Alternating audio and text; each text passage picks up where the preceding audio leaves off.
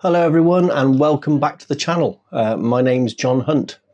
Another camera this week and rather neat little package, nice and cheap, the Helena 3000. So let's take a look.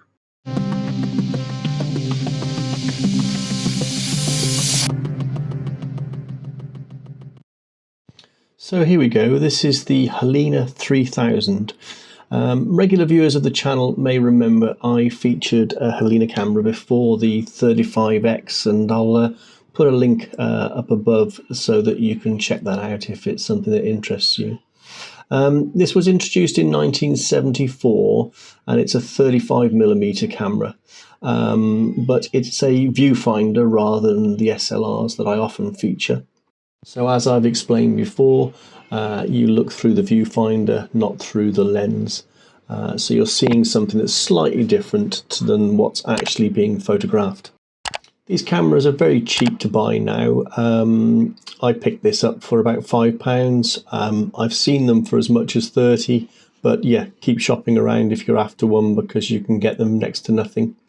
They were produced in Hong Kong, and it is a metal body, but quite lightweight. There's not much substance to it, but that's actually quite nice in some respects. If we look around to the back, we've obviously got our viewfinder itself, which is fairly straightforward. We have a wind-on lever. It's not going to wind on for me much at the moment. I've actually got a film in this, so I can't open it up for you. But like most, we would lift up this wind back spool and that will pop the back open and the film is loaded in a conventional way. Have a look at one of my other videos if you're not sure. We've then got hot shoe for the flash. There's also a PC socket on the front here for the flash, so depending on which type of flash you've got, it'll synchronize with either. Our shutter release button obviously, and there's the hole in the middle to accept a cable release should you need it. On here we have a light meter, but I'm going to come back to that in a moment. We spin it round to the front. We've got our lens. This is a 45mm lens, f2.8. It goes up to f16 or down to f16, whichever way you look at it. And it's not a bad lens, to be honest with you. It's not fantastic, but then for the money that you're paying for this camera, it's probably better than you could expect. So if we look at lens controls, hopefully you can see that okay. If not, I shall zoom in when I'm editing this. We've got focus ring at the front here, so from infinity down to 3.5 feet. We have our shutter speed across the top, so as you can see it runs from 1/30th to 250th of a second, and there's also then a bulb option for keeping the shutter open. We have and the innermost ring here, if you like, is our aperture, and as I said, f2.8 to f16. Underneath the lens here then we've got our ASA, so I've currently got it set to 200, but we can move this little stud here along from 25 to 400.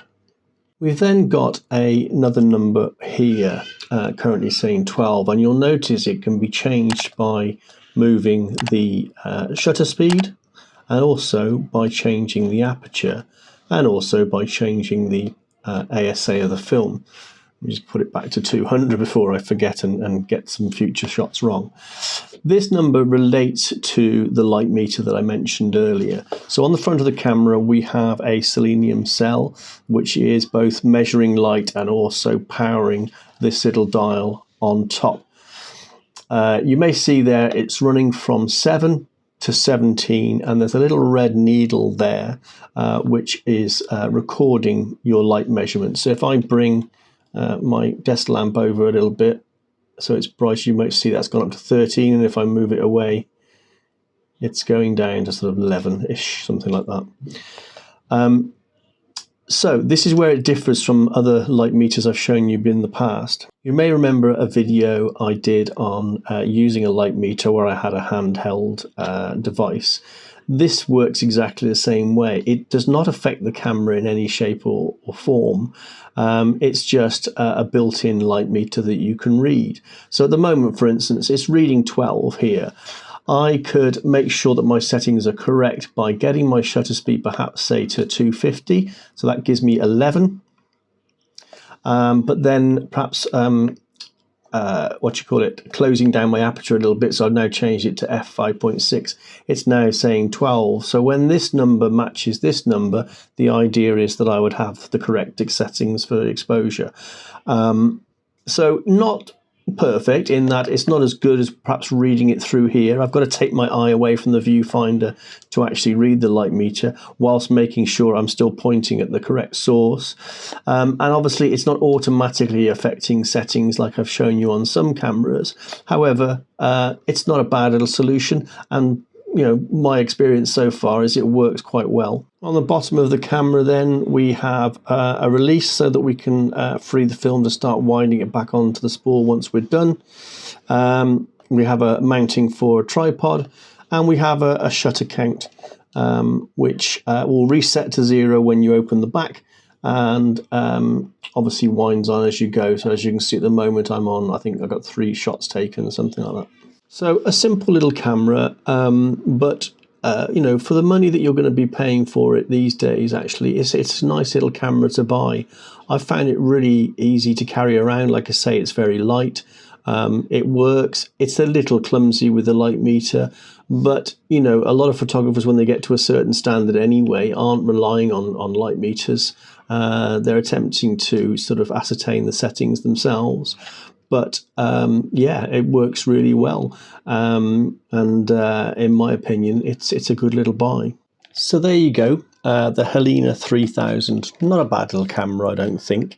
If you are looking out for one, there are sort of a younger brother and sister to this, the 2000 and the 1000, similar cameras. They don't have the light meter, but very similar cameras. Also, the 3000 did get rebadged, and I'm assuming it was to be sold in different markets. So if you spot Opticom 3000 or the Waist or Weist, W-E-I-S-T 135, they're both exactly the same as this, just rebadged. So that's it for another video. Thank you once again for watching. I really do appreciate you all the subscriptions, the liking, the sharing, commenting. It's really, really appreciated. I can't thank you enough. You'll be pleased to know that the equipment I ordered in my previous video has arrived. So look out next week. I shall be doing unboxing and explaining what I've bought, and really looking forward to sharing that with you all. So until then, thank you very much. See you soon.